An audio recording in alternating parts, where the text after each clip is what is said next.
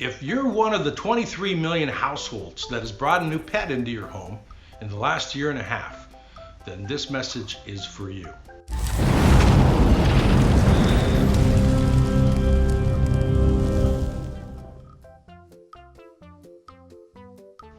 I want to talk to you about the phenomenon called Pandemic Puppies, and in particular, how it affects the world of real estate.